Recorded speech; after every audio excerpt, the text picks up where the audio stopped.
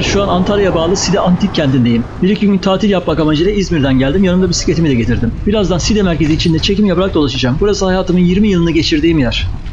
Evet, birinci giriş kapısından girdik. Sol tarafta otogar var. Side merkeze doğru devam ediyorum. Şuradaki levhaya bir bakalım. İsterseniz burada videoyu dondurup rahatça okuyabilirsiniz. Ben fazla beklemeyeceğim. Buranın anıtsal bir çeşme olduğunu ve M.Ö. 2. yüzyılda yapıldığını anlatıyor.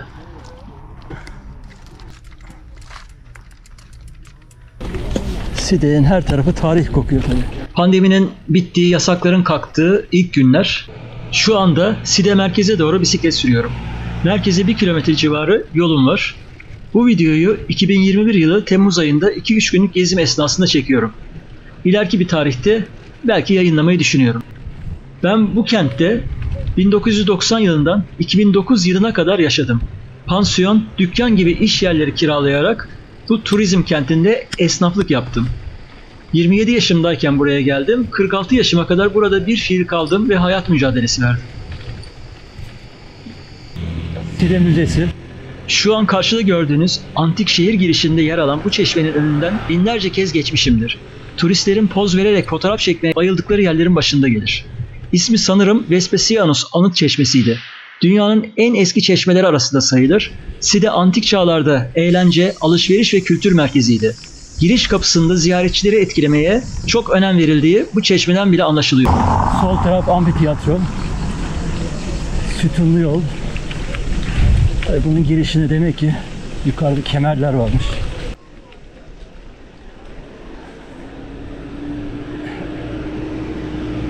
Ana caddeye giriyoruz.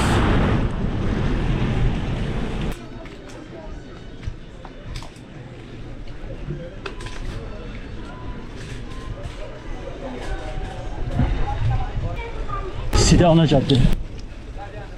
Yerdeki bu taşları son yıllarda döşemişler.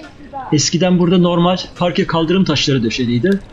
Bu taşlarla Side'nin tarihsel dokusuna benzetilmeye çalışılmış sanırım. Bu turistik dükkanların sattıkları şeyler halı, kilim, kuyum, derici ve çantacı, butik. 3-4 tane de dönerci vardı eskiden. Şimdi benzerdir sanırım gene sattığı şeyler. Çoğu imitasyon ürünler satarlar. Bazı yıllar kuyum iş yapar, bazı yıllar butik iş yapar. Ve dükkan sahipleri hızlıca sektör değiştirebilir. Hangi sektör o yıl güzel iş yapıyorsa ona göre iş değiştirirler. Turizmde sektör kolay değişir ne hikmetse. Bunların kiraları yıllık 50.000 mark, yani euro. Euro ile mark hemen hemen eşit oldu zaten. Şimdi kiraları ne oldu acaba? Benzerdir herhalde. Bu sağda solda gördüğünüz pankartlarla kapatılmış inşaat alanlarında yıkım sürüyor. Side'de son yıllarda kaçak yapılmış bütün yapıların yıkımı başladı. Side'de zaten ruhsatlı yapılmış yapı bir elin parmaklarını geçmez. Hepsi turizm patlaması yaşanmadan önce buranın yerlileri tarafından mecburen kaçak yapılmış. Biraz sonra yeri gelince o konuyu anlatacağım. Şimdi bunları yıkıyorlar. Altından çıkan tarihi eserlerin üzerini camla kapatıp bu camın üzerine arsa sahibine dokuya uygun bir inşaat yapmasına izin veriyorlar. Bu arada caddenin sonuna ve tarihi Side limanına geldik. Manavgat çayına tur düzenleyen tur tekneleri burada bağlılar. Şimdi birazdan sağda görürsünüz. Şimdi buradan sola dönerek Apollon Tapınağı tarafına doğru bisiklet süreceğim. Gezerken Side konusunda bildiklerimi, burada yaşadığım 20 yıl boyunca öğrendiklerimi ve izlenimlerimi anlatıyorum. Buranın Girit göçmeni yerli halkının çoğunu tanırım. Eski esnafların da aynı şekilde çoğunu tanırım. Karşılaştığım, konuştuğum kişiler izin verirse onları da çekeceğim. Ve işletmiş olduğum, kiralamış olduğum mekanları da önlerinden geçerken göstereceğim sizlere. Evet, gördüğünüz gibi limandan tapınağa giden yol üzerinde sağ tarafta tur tekneleri, sol tarafta da restoran, bar tarzı yerler var. Side'de böyle mekanların önlerinde her zaman bir informasyon elemanı olur içeri müşteri atmak için. Bunların çoğu müşteri başına komisyonla çalışıyordur sanırım. İçecekler ve yemekler hakkında, fiyatları hakkında bilgi verirler müşterilere. Bu yolun sonundaki bu ismi Apollonik olan bar eski ve klasiklerdendir. Yaz ve kış açıktır.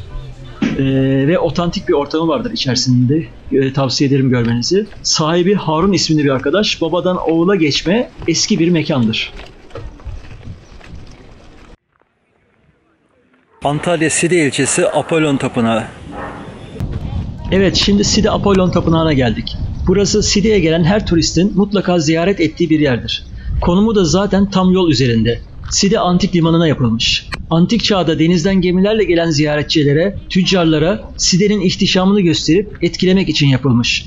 Bu tapınağın Roma İmparatorluğu'nun uzun süren bir barış dönemi olan milattan sonra 150 yılında yapıldığı tahmin ediliyor. Güzelliğin ve sanatın simgesi Tanrı Apollon'a ithafen yapılmıştır. Burada bisikletten inip sizler için biraz çekim yapıyorum şimdi. Sizler de videoyu beğenip kanala abone olursanız sevinirim. Ayrıca aşağıda bir de teşekkür butonu olduğunu hatırlatmak isterim.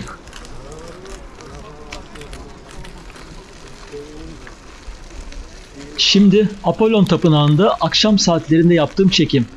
Burada sütunlar arkasında güneşin batışı muhteşemdir. Özellikle gün batımına yakın zamanda yapacağınız ziyaret insanda uzun süre unutamayacağı anılar bırakır. Hatırlarsanız 2006 yılında önemli bir güneş tutulması olmuştu. Dünyada en iyi izlenecek yerler arasında da burası gösterilmişti. İşte o zaman Side'de bir internet kafem vardı. O tarihte Side'ye her zamankinden farklı entelektüel bir turist akımı olmuştu. Rus turistler, Avrupalı turistler, Amerikalı turistler gelmişti. Rus profesörler görmüştüm o sene ben. Tüm esnaf bayağı güzel iş yapmıştı. Ben de bir hafta gece gündüz kafeyi kapatmamıştım hiç. Zaten iş olduğu için kapatamadım. O sene güzeldi turistler açısından. Yani Apollon Tapınağı'nın Side'de ayrı bir yeri vardır. Bunu vurgulamak istedim. Merhaba, eyvallah, sağ ol. Sen nasılsın? Teşekkür ederim. Neredesin abi? İzmir'deyim. İzmir'deyim. İşte gezmeye geliyorum bazen böyle. Size nasıl son halini gördün mü? Gördüm. İçersin. Görüyorum. Daha da yıkım devam edecek herhalde belli. Bu sene de 45 tane. 45 tane. Her yıkılan yerin altında medeniyet çıkıyor. Yaşam varmış. Yine zaten ilk önce buraya yeniden bir doku yapmadan önce, yeni bir inşaat binası yapmadan önce kazıyorlar. Çünkü tarihi şehir bunun altında cam koyuyorlar. Cam koyuyorlar. Görüyorum. Cam. Görüyorum. Ama o camlar da son zamanlarda patlıyor. Neden? Sıkışıktan. Hiç geçen sene yukarıda ileride girişte o Osman Delik olan orada biraderin sahip Delik olan cam patlıyor, düşüyorlar sahip olan patlıyor. Ve alttan su camın altından içeriden buharlaşıyor. Su geliyor herhalde denizin altından şeyler. Bayağı buhar göremiyorsun. Göremiyorsun tabii. Bir de alttakileri belki de kapalıydı, korunuyordu. Şimdi daha çok zarar olacak alttaki şeylere. Onlar eriyecek. Düşün, buhar yapıyor, eriyor, sıcak oluyor. Ondan sonra patlıyor, camlar patlıyor. Tabii. Bir cam da 10 metrekare 30 milyar. Burada bu yolları yaptılar, bilmiyorum gördün mü, senin zamanında yoktu yollar. Yolları gördüm. Yolları gördün de su kanalizasyonları patlıyor, millet düşüyor. Altından geçen su kanalizasyonu patlıyor. Yolları taş yapmışlar. Evet, bu altyapıda su, evlere gidenler su yok mu? Patlıyor. Her hafta bir tanesi patlıyor.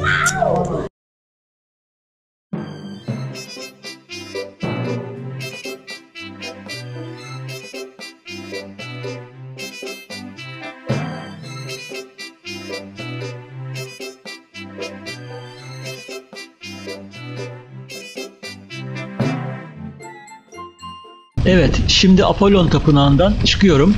Side küçük plaj ve ardından büyük plaj tarafına. Yani Side'nin daha doğrusu kuzeydoğu istikametine doğru ilerliyorum. Bu sol tarafta gördüğünüz bar, Stones Bar. Eski adı Stones Bar'dı. Yeni adı Easy Rider oldu sanırım.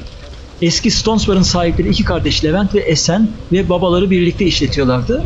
Şimdi kardeşler ortaklıktan ayrılmış. Sadece Levent'in kardeşi Esen işletiyor bu barı şimdi. Onunla biraz sohbet edelim.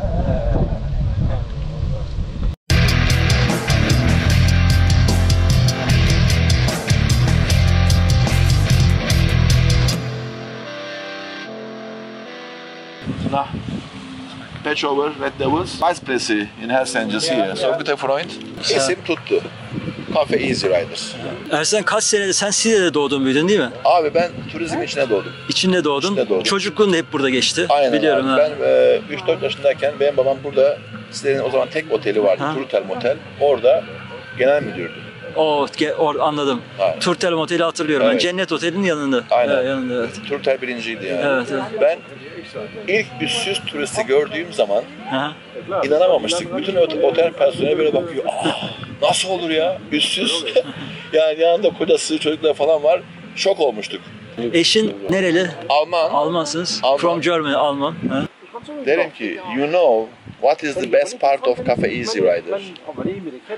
Abi, Cafe Easy Rider'ın en iyi tarafı nedir? What is the best of Best part. best part of Easy Best part Rider? of Easy Rider.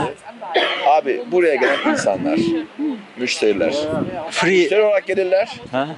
arkadaş olarak giderler. Ha. Family Eğer- abi, aile oluyoruz. Eğer kafa dengiyse, rockçıysa, motorcuysa, biraz hippiyse, biraz değişikse, Hiçbir yere gitmez ondan sonra. evet, buradan müdahale Buradaki olur. ortamı Mesela gör- bak bunlar geldi ya şimdi buraya. Bunlar Side'ye ne zaman gelirlerse gelsinler Buraya mutlaka Easy Rider'a uğrarlar. Buram. Bak mesela bu bizim müşteri. Hi. I like the people with tattoos. Is it Motorhead? No? Yeah? No? Can I see? It's a long time ago. It's very old. Okay, if you want to listen Motorhead, come here. Okay. Or some other. Okay. Abi bir gün geldim böyle İbo dükkana, tamam mı? Turistin biri böyle ayak üstüne atmış, tamam mı? Dükkanda masanın üstünde böyle oturuyor. Beni görünce hemen toparlandı falan filan böyle. Dedim ya dedim relax. Dedim burası Easy Rider. Rahat ol. Yani Easy Rider'da bir adam evinde ne kadar rahatsa Burada öyle rahat. dedik işte gitar bar olsun, yok rock and roll bar olsun. Neyse abi sonra taşlara baktık. Orada da bir taş var deniz kıyısında böyle yuvarlanmış, düşmüş. Tamam mı? Bir taş var. Ulan dedik zaten seviyorsun Stones'u yani, Rolling Stones'u. Dedik yuvarlanan taşlar. Dedik Stones olsun. İsmini Stones koyduk. Side'nin ilk rock barı. Stones Bar. Çalıştık yıllarca Stones Bar'da. Ama Stones Bar yaparken benim aklımda hep böyle bir şey vardı. Bir motorcu barı. Ama Easy Rider var yani. Easy Rider var yani. Yalnız sende motorculuk da eskiden beri var Ersen. Tabii Değil mi? doğuştan. Doğuştan. Doğuştan. Zaten motor, chopper tipi motorlara Chopper. takılıyorsun. Hep chopper. Zaten abi motor deyince Ben hatırlıyorum bir kere ya, bir anımız seninle. Buradan geçiyorum. Senin motor duruyor burada. Ya dedim bu motor tek kişilik. Tek oturağı var ama koca bir makine. evet. Dedim niye yalnız mı ineceksin hep buna? Yani o kadar büyük para veriyorsun da niye tek kişilik motor alıyorsun? Onun özelliği o demiştin. Normalde dünya üzerinde yani gerçek motorcular tek kişi binerler. Arkaya ancak hatun oturabilir. Ha. Yani arkaya erkek oturtmazlar. Vielleicht see you in Deutschland. Yeah. Yeah, man. Yeah. Oldenburg. Yeah. Oldenburg. Oldenburg. Oldenburg. Ich komme Oldenburg and say wo is Red Devils? They I fight you. Cheers. Cheers. Cheers. Cheers. Cheers. Evet, Esen'in barından çıktık Easy Rider'dan. Şimdi anlatarak bisiklet sürmeye devam ediyorum. Sol tarafta deminki barın komşusu gene bir bar daha var. 2 tane daha var, hatta burası da öyle. Yine kafe bar tarzı yer. Burada bir tarihi eserler. Sağ taraf bu arada plaj değil, kayalıklı deniz alan, kayalardan denize giriliyor. Ben zamanında burada çok yüzmüşlüğüm vardır. Güzel ahtapot da yapar burası. Zıpkınla balık avcılığı da yapılabilir. Şu anda göremiyorsunuz ama denize dik bir iniş var sağ tarafta. Her tarafta tarih akıyor görüyorsunuz. Bu sol taraflar Morning Star Pansiyon. Üst katı altında dükkanlar yapmışlar. Süleyman abiydi buranın sahibi. Şurası pardon burası. Şu anda dükkanlar revize edilmiş. Boş dükkanlar. Tam köşe şeydi. Morning Star'dı. Burada Köseoğlu Otel vardı, yıkılmış. Köseoğlu Otel'in öndeki binası tamamen yıkılmış, yerle bir olmuş ve cam yapacaklar herhalde. Bu sol tarafta market var. Evet, benim sokağa geliyoruz şimdi. Bu sol taraf Sevil Motel Pansiyon. Güzel turistlerle çalışırdı. Hasan abi sahibi. Güzel bir yer, tatlı. Şu karşısı benim çalıştırdığım yer. Eskiden Anya Pansiyon'du. 1991 ile 94 arası 3 sene kadar çalıştırdım burayı. Hemen yanında da internet kafem var. Burası bakın sol tarafta bayağı büyük bir internet kafeydi burası. Şu anda kapalı kepenklerle. Burası Köseoğlu Otel'in diğer binası. Alt tarafları dükkan yapılmış, yıkılmış, revize edilmiş, yeni bina yapılmış. Herhalde altına gene cam koyarak. Bu karşısı Black Bar, Kiss Bar, Dursun'un barıydı. Daha evvel Nedim abinin işletiyordu. Bakın şu karşıda yıkılmış yer var, Kamer Motel. Oradaki barı da bir sene kadar çalıştırdım. Burası gene bir bar, burası market. Şu sol taraf eczaneydi, hediyelik eşyacı aynı zamanda. Evet, şimdi küçük plaj bölgesine doğru geliyoruz Side'de. Burası gene yıkılmış trafo binası var buralarda. Evet, benim bu bara bir göreyim diye tekrar dönüş yaptım buradan yıkılan yerleri. Buralarda Kamer Motel vardı. Bayağı güzel bir moteldi, klasiklerden. Görüyorsunuz tamamen yıkılmış. Hemen yanında da Yalı Motel vardı, yüksek bir bina. Tam denize sıfır, kayalıkların üzerine yapılmış kocaman bir oteldi orası, meşhur. Nasıl oraya yapılıyor diye hayret ediyordum ben. Sahiplerini de iyi tanırım, orası da yıkılmış. Bu Gama, Halıcı Gama. Evet, şimdi küçük plaj bölgesine geliyoruz. Sol taraflarda hep Selin Motel, benim adım, hepsi yıkılmış. Evet, tekrar sıfırlamışlar. Sağ taraf gördüğünüz gibi küçük plaj bölgesi burası. Ufak bir plaj. Bu sol taraf bar. Mehmet Bar ileride solda, klasik bir bardır burası da. En eski barlarından Side'nin. Sahibini iyi tanırım. Hep full çekerdi. Az masası var ama devam full çeker. Bu sağ taraftaki küçük plajda yüzme antrenmanı yaptığım yerdir benim. Her gün yüzerdim burada.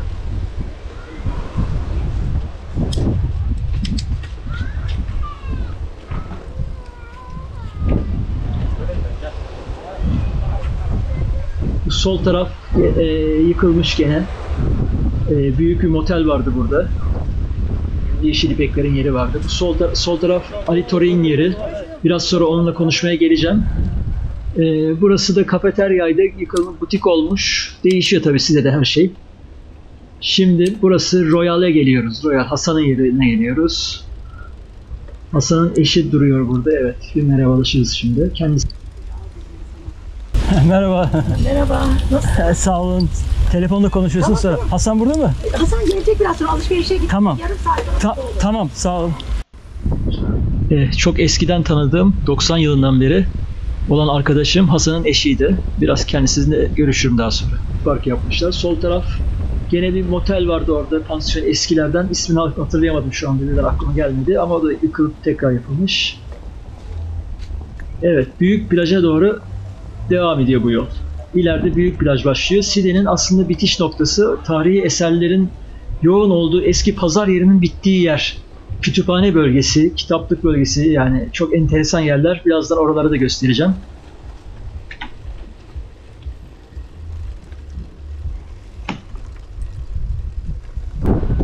Evet, şimdi Ali abinin kafeye bir uğrayalım. Tek başına çalıştırıyor orasını. Balık yapar, köfte yapar turistlere. 4 tane mi ne odası var yukarıda, mercan pansiyon. Altında da bir kafeteryası var. Şimdi ona gidiyorum. Hemen sağ taraf uğrayalım. Bir portakal yeri şurası.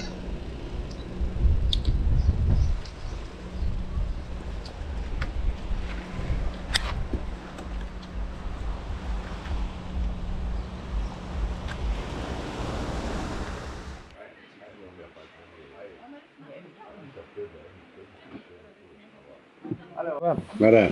Kupa diyor. Ne? İşte babam tek. Çocuk maça götürdü. Maçı içine kaçar. Yok. Ye. Bitti mi? Ben pansiyondan doğma büyüme ben buralıyım. Girit göçmenlerinden. Bu pansiyon kaç senedir sende? 72'den beri. 72'den beri sizde. Of, eski. Daha evvel pansiyondu, aynı zamanda önünde kafe var. Evet, Ha. balıkçılık yaptım. Balıkçılık. 25 sene. 25 sene balıkçı. Side'nin belki de ilk balıkçılarından biri sensin. Aşağı yukarı. Kesiyorsun. Bir güzel bir hikaye anlatır mısın? Böyle bir aklına geliyorsa, ilk anılarından bir tanesini, oyununuza bölmeyeyim, oyuna devam ederken. Hem anlat hem oyuna. Olur mu? Misal, bir gün balığa çıktım gece. Bir fırtına yakalandım. 55 mil rüzgarla esiyor. 55 mil. 55 kuvvet. Evet. 55 mi? Ve düşmemek için kendimi halatla bağladım tekneye. Yanımda keskin bıçak. Tekne batarsa şayet. Side'nin açıkları. Açıklar. Side Manavgat açıkları. Tabii. Karadan kaç mil açık aşağı yukarı? Aşağı yukarı 4-5 mil açıktayım. Karadan 4-5 mil açıktasın. Millet, ben batmış vaziyette kıyıda arıyorum insanlar. Kaç saat kaldın orada yani? Aşağı yukarı 6-7 saat kaldım denizde. 6-7 Böyle saat. bir macera yaşadım. Evet. Evet, şimdi Mercan Pansiyonu'nun sahibi Ali abinin yanından ayrıldım. Side Cami Sokağı doğru geldiğim yoldan geri dönüyorum. Side küçük plaj bu sefer sol tarafımda. Bakın böyle yukarıdan kısa bir çekim yapayım sizlere. Şimdi de biraz Side'nin tarihinden ve yerli halkından bahsetmek istiyorum. Side dünyanın en eski yerleşimlerinden birisidir biliyorsunuz. 3000 yıllık bir tarihi var. Milattan önce 8. yüzyıla kadar olan bir yerleşim yeri olduğu bu kalıntılardan anlaşılıyor, zaten belli. Side milattan önce 7. yüzyılda tüm Pamfilya bölgesiyle birlikte Lidya Krallığı'nın egemenliğine girmiş. Bundan sonra Perslerin, İranlıların yani Büyük İskender egemenlikleri takip etmiş ondan sonraki dönemde. Milattan önce 78 yılında da Romalı konsül Publius bölgeyi korsanlardan temizlemiş. Üzerine de Side'nin Pamfilya'nın diğer kentleri gibi Roma İmparatorluğu'na bağlamış Side'yi. İşte günümüzdeki bu Apollon Tapınağı, tiyatrolar bile falan büyük inşaat şaheserleri, yapı şaheserleri Romalılardan kalma. Side antik kentinde günümüze ulaşan görebildiğiniz kalıntılar, şehrin surlarını görüyorsunuz, şehir kapısını gördünüz. Ninfeum denilen bir yer var. Oraya çıkıp geçeceğim oradan. Su yolları var Side'ye gelen. Manavgat çayından sular getirilmiş kanallar var. Sütunlu caddeler var Side'de. Ticaret agorası var. Antik tiyatro var. Diğer yerlerden farklı olarak bir tepeye, dağa dayanmamış bir özelliği var. Yani olduğu gibi inşa edilmiş. Hamamlar var Side'de. Agora hamamı var Side Müzesi'nin tarafında. İşte daha evvel gösterdiğim Vespasian Çeşmesi ve Anıtsal Kapı. Zafer Takı, tapınaklar var. Liman hamamı var, Apollon Tapınağı var, Athena Tapınağı var. Yani oldukça müthiş şeyler var Side'de. Side antik kenti 12. yüzyıldan itibaren tamamen terk edilmiş ve halkı Antalya'ya göç etmiş. Yani bomboşmuş 12. yüzyıldan sonra. Rıfat merhaba. Merhaba Fatih, hoş geldin. Hoş bulduk. Ne var ne yok, iyisin? İyi. Sen ne haber? İyi, bir şöyle turluyorum ya. Sağ ol. Senden bir alışveriş edeyim, hatıralar canlansın son. Tabii. Yarın sabah gidiyorum. Yok ya. Şu para sağlam bak bakalım, sen bilirsin. Ama sağlam isterken az şüphelendim de şimdi iyi biraz. Sıkıntı yok ya. Yok, sağlama benziyor. Bir şey hissetmedim yani. Dokunuşu da iyi, şey de Ya iyi. şöyle, pürüz geldi mi derler de. Ha. Pürüz var. Sıkıntı yok. Hızlı olduğundan beraber. Kuruyunca iyi oldu. Şu 1,5 litre kaç para? Su mu? Ha. Yani sana 3 lira birader. Şimdi senden fazla para alacak. Biz 5 lira, 6 lira isteriz, 10 lira isteriz. Doğru. Sana 3 lira yeter. Yeter. Eski dostluğumuz. Doğru. Yarın gidiyor mu? Yarın sabah gidelim. Niye lan? Didim'e. Birader hayatını yaşıyorum valla. Biz hala daha uğraşıyoruz amına koyayım. Yani Amerikalardan falan İçki verir misin? var. Ama biraz azalttım son 3-4 ay. Abi içmiyorsan konuşma abi. Vay be, aynen devam ediyor hayata. Bak burada. Devam ediyor. İyi. Hani bıraktın ya. Fırat'la biraz sohbet ettik. Side'ye ilk geldiğim yıllardan beri tanırım onu. 90 yılından beri tanıyorum. Eski marketçidir. Bu soldaki amca Ali Yıldız Side'nin en yaşlıları arasında, 100 yaşının üzerinde olduğu söyleniyor yaşının. Yaşı 100'ün üzerindeymiş. Evet, şimdi buradan sağa dönüyorum. Cami Sokağa gireceğim biraz önce. Bu biraz önceki sokak Side Cami Sokağı'nın paralelindeki sokaktı. Benim eskiden Girne Pansiyonu çalıştırdığım sokak. 1991 yılında. Şu anda aradan geçiyoruz. Cami Sokağa çıkıyoruz. Burası sağ taraf Küçük Plaj tarafına gidiyor Cami Sokak. Sol taraf, solumuzda cami var, bakın şu gördüğünüz yer. Etrafta inşaatlar var tabii, kapatılmış, her taraf değişmiş artık. Birazdan anlattığım Side'nin tarihi konusuna devam edeceğim. Side'nin yerlileri Giritlilerden bahsedeceğim biraz sonra. Dinlemeye devam ediniz.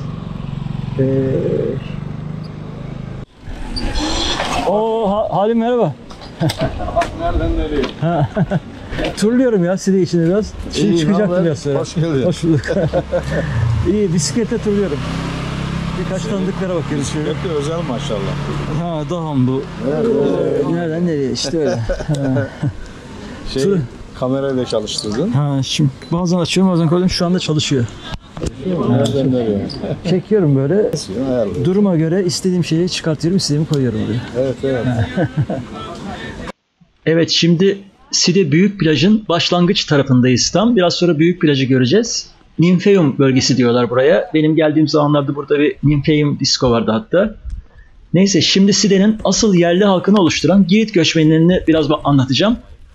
Tabii bu anlatacaklarım burada yaşadığım sürece tanıştığım kişilerden, Side'nin yerlilerinden dinlediklerim ve tabii kendi merakım olduğu için de okuduklarımdır. Daha evvel söylemiştim, biliyorsunuz Side 12. yüzyıldan sonra o dönemin uygar devleti Romalılar tarafından ve burada kalan son insanlar tarafından terk edilmiştir. Sonraki yıllarda Side asırlarca boş kalmıştır.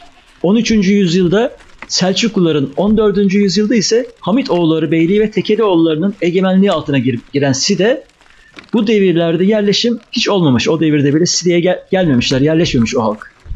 15. yüzyılda kesin olarak Türk topraklarına katılmıştır Side, Anadolu topraklarına katılmıştır. Ancak ne Osmanlılar ne de Selçuklular Side'de hiç oturmadıklarından Yarımada üzerinde Selçuklu ve Osmanlı dönemine ait yapılara, eserlere rastlanmaz.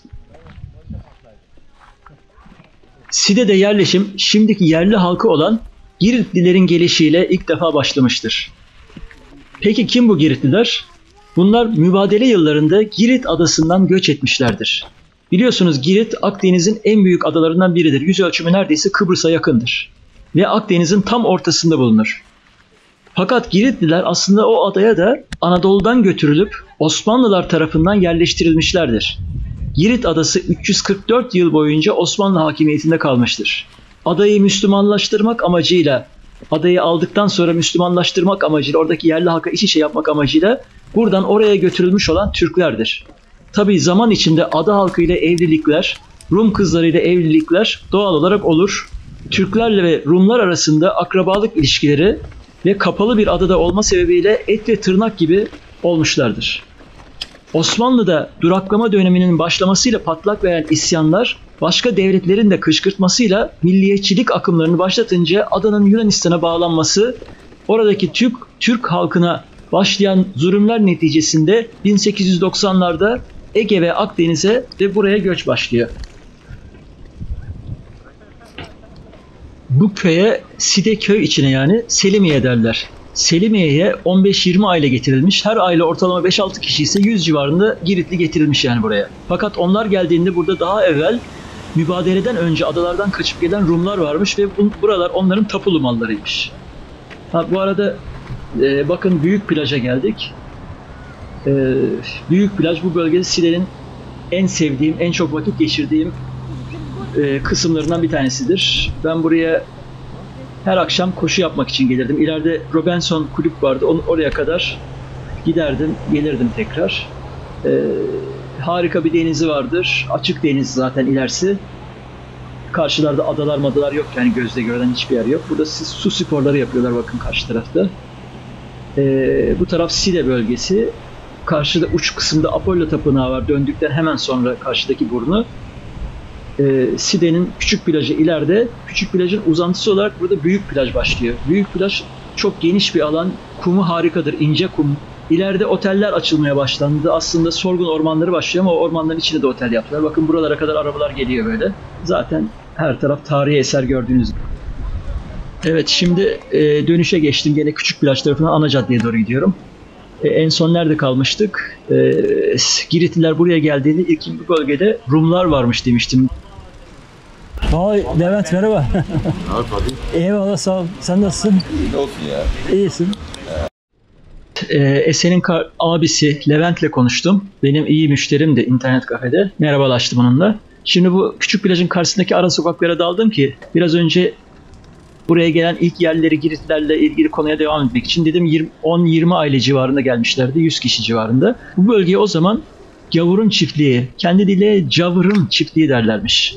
O zaman buralarda 5-6 tane yaşayan Rum varmış bu bölgede.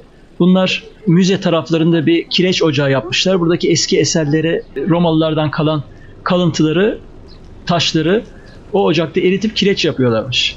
Bir gün Giritlilerin çocukları onları seyretmeye gelmişler. Bunlar çocuklar gelmesin, onları korkutmak için kireç kuyusuna atarız bir daha gelirseniz diye tehdit etmişler. Çocuklar da gidip bunu ana babalarına söyleyince Giritliler bu Rumluları öldürmüşler, kılıçtan geçirmişler.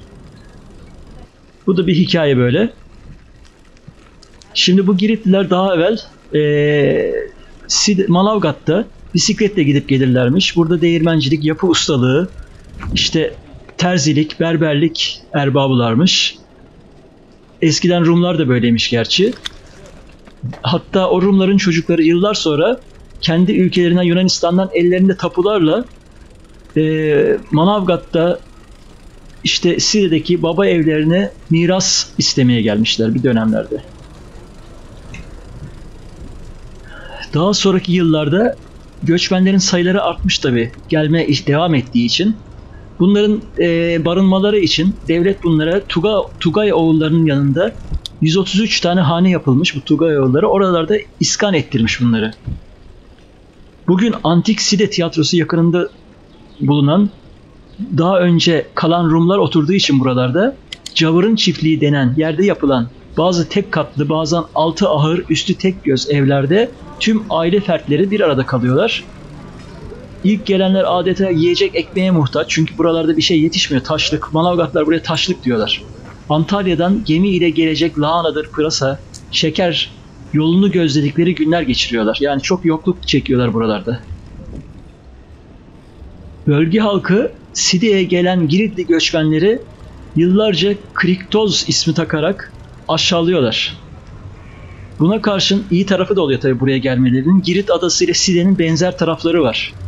Göçmenler için bunlar avantajlı oluyor. İki tarafta denize sıfır. Denizciliği biliyor Giritler, balıkçılığı biliyorlar. Yani iklime alışıklar, Akdeniz iklimine. Tarım kültürü var, el sanatları, zeytinciliği iyi biliyorlar Girit'te yetiştikleri için. Onları değerlendirerek buraya kısa sürede uyum sağlıyorlar aslında. Ayrıca Giritlilerde bir ot kültürü vardır. Çok güzel ot yemekleri vardır. Ben de birkaç defa onlarla ot toplamaya çıktım bu arka taraflara, taşlık bölümlere. Yani uyum sağlayacakları bir bölge. Krevitki jest, kalmary jest, ryż ziba jest, kebap jest. Kayıt yapıyor mu abi? Yapıyor. Yapıyor. Dillere enteresan böyle ne Yunanca bir dil, Giritçe dedikleri bir dil konuşur. Benim ilk geldiğim yıllarda yaşlılar konuşuyordu bu dili. Çok düzgün, temiz insanlardır Giritliler. Arkadaşlarım var içlerinde, severim. Yalan söylemezler, hırsızlık, yalan, o tür şeyler hiç yoktur. Evet, bu arada tekrar ana caddenin bitimindeki limana geldik. Bakın burada, bu bölgede eskiden Lighthouse Disco vardı. Şimdi kaldırılmış. Bayağı bir eğlence merkeziydi burası. Yani 90'lı yıllar, 2005'lere kadar falan herhalde. Şimdi kaldırılmış orası. Ana caddeden yukarı doğru devam edip ilk sokağa gireceğim. Anlatımıma devam ediyorum orada. Tabii bu yerli halkın yoksulluğu alnımızda yazılı. Sürekli devam edecek diye bir kural yok. Her şey zaman içinde değişebiliyor. Nitekim sonraki yıllarda 1937 yılında Türkiye'de çıkartılan toprak reformu ile buradaki her aileye 12'şer dönüm arazi verilir. Denize uzak, tarıma elverişli yerler erkekler alır, değerli yerleri. Deniz kıyısı, denize yakın yerleri de kadınlar alır. Günümüzde turizmle değerlenen yerler çoğunlukla o yüzden kadınlara aittir. Daha sonraki yıllarda 1946 yılında başlayan antik kalıntıların bulunması amacıyla kazılar başlar. Ordinarius Profesör Arif Müfti Manzel isimli bir tarihçi başlatır bu kazıları ve bu çalışmalar buradaki yerliler için güzel bir iş kapısı haline gelir. Kazılarda tabii bu yerli halk kullanılır çalışması için. Sonraki yıllarda da buraya gelen sırt çantalılar, hippi turistler, onların sayesinde ev pansiyonculuğu gelişir. Evlerin bazı odaları, ev içleri pansiyona dönüşür. Ve halk yavaş yavaş paralanmaya, zenginleşmeye başlar artık. Daha sonraki yıllarda artık 85'lerden sonra özellikle Özal döneminde yaşanan turizm patlamasıyla artık araziler bildiğiniz gibi milyonlarca dolar değere ulaşır. Burada da belli başlı ailelerin zaten 5 yıldızlı oteller zinciri vardır. Yani Sideliler artık çok daha farklı bir noktadalar. Evet, şu karşıda gördüğünüz yapı büyük bir hamam gene. Side'nin liman hamamı tahmin ediyorum. İsmi liman hamamıydı. Önündeki tanıtım yazısını, tanıtım levhasını okumak istiyorum. Sonra devam edeceğim. Hamam yapısı adının limanın hemen kuzey kenarında yer almasından dolayı almaktadır. Helenistik dönemde liman kıyısında olmasına karşın limanın tarihsel süreç içerisinde... Evet, demek ki bu liman tam deniz kıyısına çok yakınmış ama zaman içinde Helenistik dönemde arası dolmuş. Bir takım doğa olaylarıyla falan herhalde doldurulmuş arası ve bir meydan oluşmuş orada. Onun için denizden biraz daha uzak kalmış burası. Helenistik dönem biliyorsunuz Büyük İskender'in Yunan istilaları o dönemde başlayan. Demek ki burada gemiciler geliyorlar, bu hamamda yıkanıyorlar. Sıcak su bölümü var, hamamın ılık su bölümü var. Ondan sonra soğuk bölüm var, şoklama bölümü var. Buralarda yıkanıyorlar, temizleniyorlar. Ondan sonra Side'ye giriyorlar veya burayı kullanıyorlar. Yani müthiş bir kültür ve turizm merkezi Side. Burası eski Doğan Market. Burası Ali Güngör'ün yeri. Burası eski Girne Pansiyon. Mustafa Güneş'in yeri.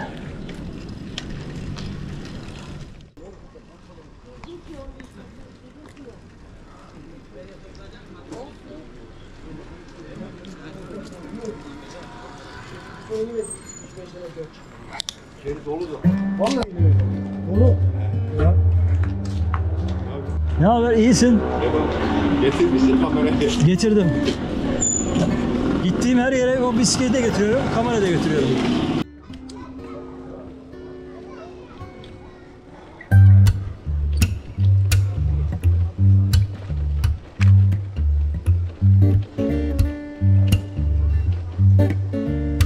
Evet, şu anda Antik Tiyatro yanından geri dönüyorum. Yani geldiğim yoldan dönüşe geçtim. Biraz sonra otogara varacağım. Videoyu biraz sonra bitireceğim artık. Umarım bu gezi paylaşımımı beğenmişsinizdir. İzlediğiniz için teşekkür ederim. Son olarak videoyu sonlandırmadan önce bu kente Side isminin verilmesinin ilginç hikayesini anlatayım. Side eski dillerde bereketi simgeleyen meyve olan nar anlamına gelir. İsmi Side olan bir doğa ve verimlilik tanrıçası çok hoşuna giden kırmızı çiçekli bir ağacın dalını kızına vermek için koparır. Aslında bu ağaç kanlı meyveleri olan bir tanrıçadır. Ve bu bir nar ağacıdır. Bu dalı kopardığına pişman olan tanrıça Side'nin her tarafına bu ağaçtan dikilmesini emreder. Ve bu kentin ismi bu olaydan sonra Side olarak kalır. Zaten Side'de de bir zamanlar çok fazla nar ağacı varmış. Yerlileri bunu bilir sanırım.